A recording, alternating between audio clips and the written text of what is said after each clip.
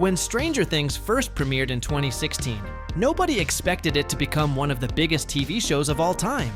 It didn't have superheroes, it wasn't based on a famous franchise, and it starred mostly unknown child actors. Yet within weeks, it became a global obsession. What made Stranger Things special wasn't just monsters or nostalgia, it was the feeling. The friendships felt real, the fear felt personal. The town of Hawkins felt like a place you could actually live in. Over the next decade, the show grew in scale, ambition, and budget, transforming from a small-town mystery into a massive sci-fi horror epic. But bigger doesn't always mean better. Now that Stranger Things has officially ended, fans are split. Some love the darker final seasons. Others believe the magic was strongest at the beginning. Every season has unforgettable moments, but not every season reaches the same level of storytelling quality. So today, we're ranking every season of Stranger Things from worst to best, based on storytelling, character arcs, villains, emotional impact, pacing, rewatch value, and overall legacy. At the bottom of the ranking is Season 3. Season 3 is the most colorful and energetic season of Stranger Things.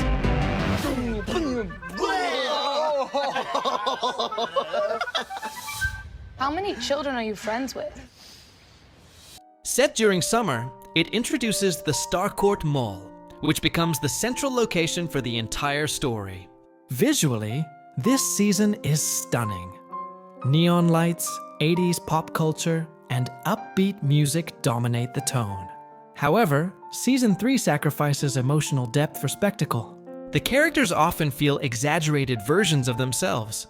Hopper, once a quiet and broken man, becomes overly loud and aggressive. Serious moments are frequently interrupted by jokes, reducing tension. The Russian subplot, while entertaining, feels unrealistic even within the Stranger Things universe. That said, Season 3 still has strong highlights. Billy's possession by the Mind Flayer is horrifying and tragic. Robin Buckley is introduced and instantly becomes a fan favorite. Erica steps into a larger role and adds genuine humor. For America. Erica. Ooh, I just got the chills. Season 3 is fun, memorable, and highly rewatchable, but it feels like Stranger Things experimenting with style over substance.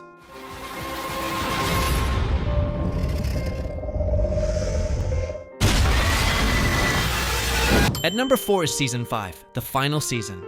Ending Stranger Things was never going to be easy. By Season 5, the story had become massive.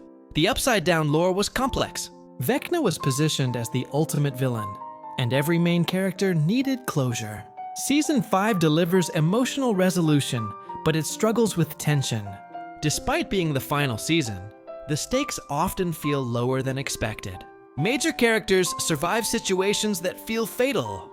Vecna, after seasons of build-up, is defeated faster than many fans anticipated. However, Season 5 excels in character moments. Will finally steps out of the background and gains emotional clarity. Dustin's arc, shaped by grief and growth, is one of the strongest of the season. Hawkins itself feels like a character reaching the end of its journey. Season 5 is satisfying, heartfelt, and respectful to its characters, but it plays things too safe to rank higher. You die, I die.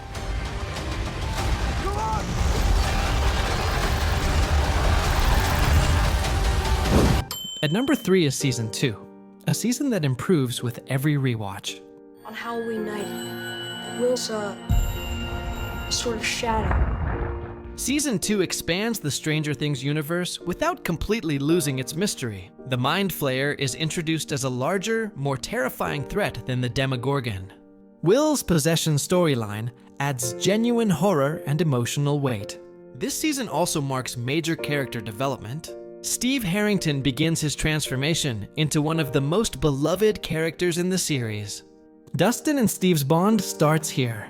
Max is introduced and becomes an important part of the group.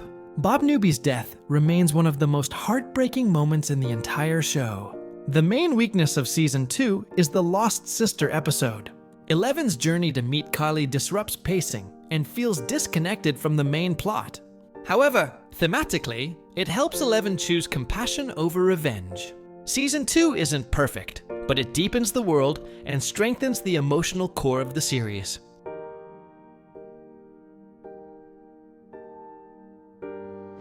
At number 2 is Season 4, the most ambitious season of Stranger Things. Season 4 returns the series to true horror. Vecna is a terrifying villain who attacks the mind, not just the body. His connection to trauma, guilt, and fear makes him the most psychologically disturbing antagonist in the show. Max's storyline is one of the most emotional arcs Stranger Things has ever done. Eddie Munson becomes an instant fan favorite, representing outsiders and misunderstood youth. Let's do it. The upside-down mythology finally begins to make sense. However, Season 4 is not without flaws. Episodes are extremely long. Some storylines, especially the Russia plot, drag.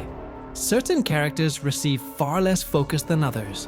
Despite these issues, Season 4 delivers iconic moments, unforgettable music, and some of the strongest performances in the series. At number 1 is Season 1, the season that started it all, and still the best. What is it?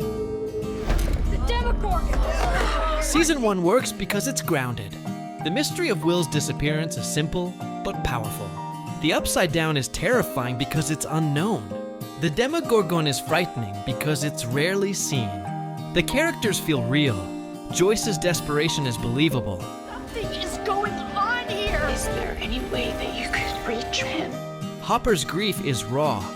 The kids feel like actual children, not heroes. Eleven's quiet presence is haunting. You're in trouble, aren't you? There's no excessive lore, no bloated episodes. Every scene serves the story. The atmosphere is unmatched, blending fear, friendship, and mystery perfectly. Season 1 didn't need to be bigger. It just needed to be honest.